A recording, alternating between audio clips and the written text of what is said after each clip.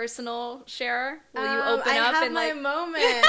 See, that's why She's I like, really no. appreciate you saying that. Like, you've seen my Oh, you're showing my up. work on, because I've really been working on being more consistent. Yep. That's one of the main things that they say on social media, but not just social media, like in life in general. In this business, yeah, you gotta come through with it. Yeah. Whatever you want to accomplish, the only way to really do it is to be consistent. Yep. And I want to relate to people and reach out to people and like have people really see me as an artist that they can trust, that they'll either get inspired by, or that they'll either like want to be around, or hey, like I know I know a queer artist, I know she'll be down to do it, I know she's capable.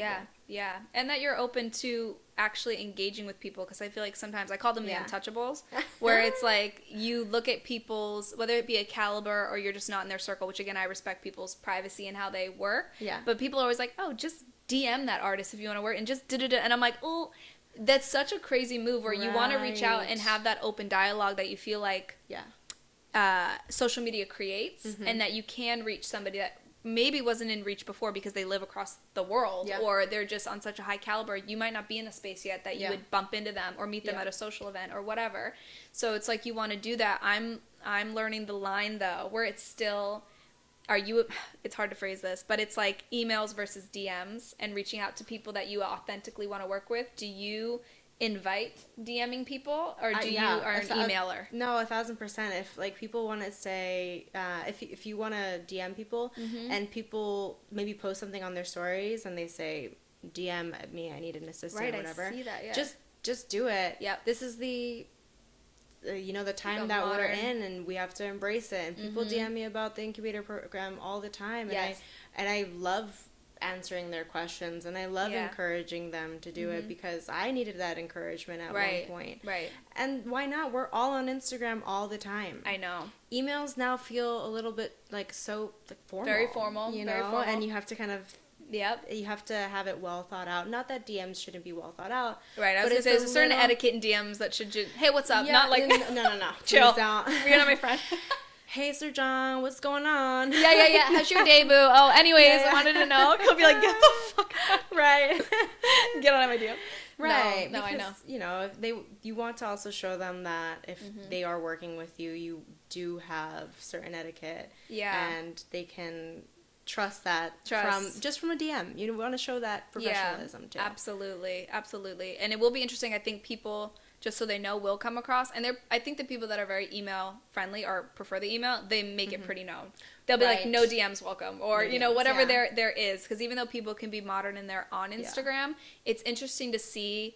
Like, for me, I feel like, I've DM'd her, but nothing, like, super heavy conversational, Alex Box. Yeah. But I'm like, I feel like she's an email lady. Yeah. I feel like I wouldn't be able to engage in the way that I would like to with her, like, legendness. Like, I wouldn't almost feel comfortable DMing her. I would be like, you need, like, a written letter. Yeah. Something of that. You know what I mean? So it's interesting watching, like, OG artists that have been around for years that she's done a beautiful way about coming into the modern world and then like taking it over and like Protect Forum and how she's doing everything art-wise with that. But it is interesting that I think still be wary about, though they're on Instagram, they're still old school in a sense of how they approach the business to just be whatever. But on the up and up, a lot of people are, I've had people, I recently saw, God, what is his name?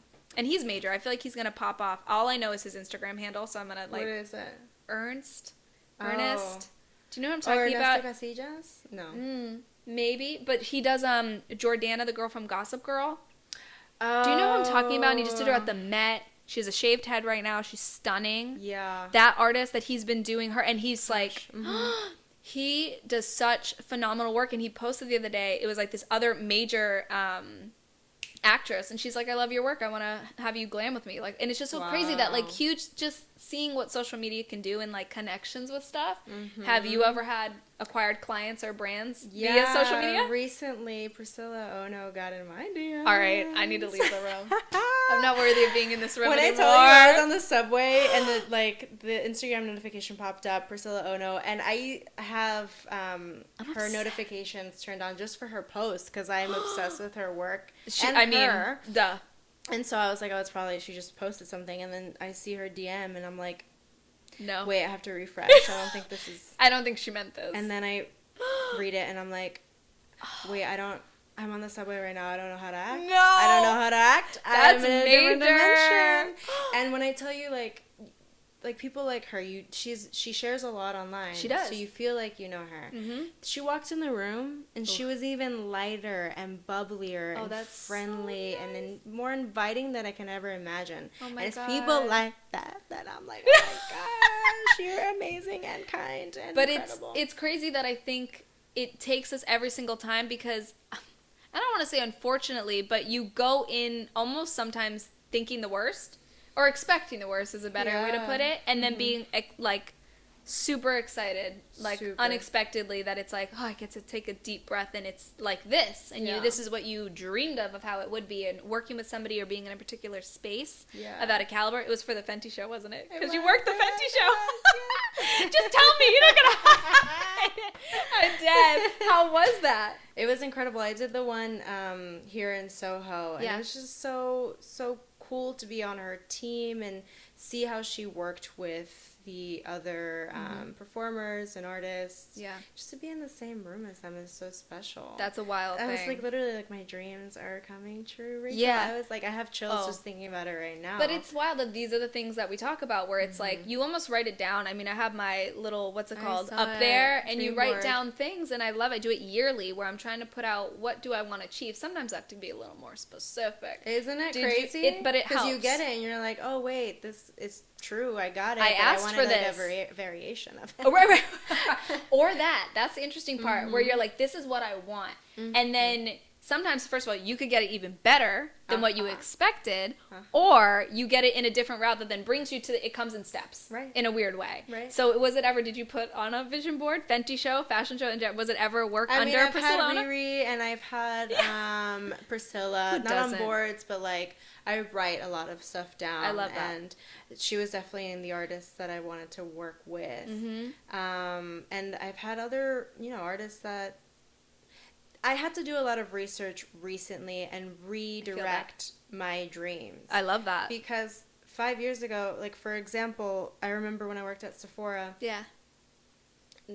There was a few cast members, as they called them, that were super excited. Somebody walked in, they're like, oh my God, I can't believe he's here. Oh my God, he's here. And I was like, what's that?